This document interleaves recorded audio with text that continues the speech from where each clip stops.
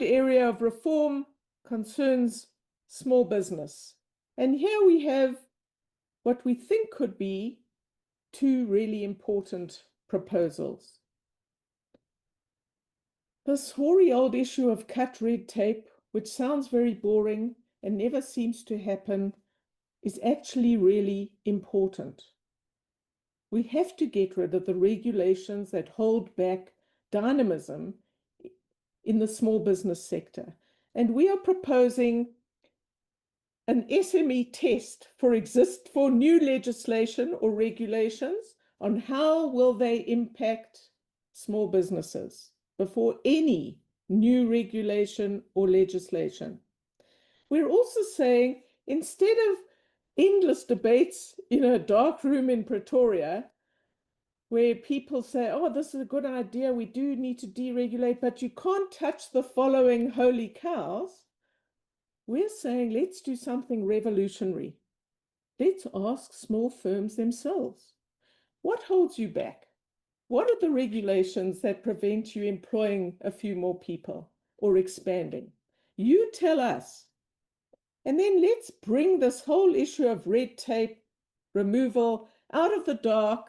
Let's shine some sunlight here. We want report backs from government. We want them every 3 months. We want to know what has been deregulated.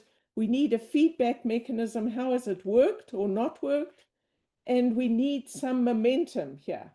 But this is how to get a whole new approach to this issue that department after department every year, or the presidency tells us we must cut red tape, but we don't seem to see the kind of impact that the economy needs.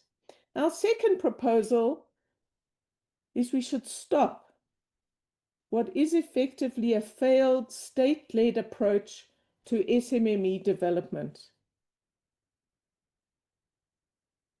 We undertook research a few years ago, and the conclusion was about 6 billion rand a year is spent by state agencies in promoting small business.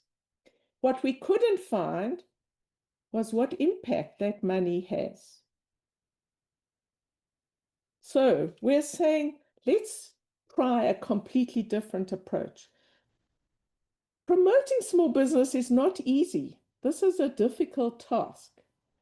And we should give it to the experts in our society, and that's the private sector. Not that they're perfect, but they are the best people equipped with experience of how to identify dynamic small businesses that have potential to grow. So let's take half the money that the state is spending every year, and let's get private institutions to compete for this money and tell us what they would do and what more they would do to promote small businesses. Let's encourage innovation, but most important, let's focus not on the amount of money, but on what impact it actually has. Are the 100 firms you helped this year actually surviving? Are they growing? What did you do? Who's making this happen in the most effective way? Again, we should track the funds very carefully, and we need transparency about outcomes. A day a year in Parliament, where the public sector and the private agencies tell us what they did with their money to encourage small business, and let's look at who's doing well.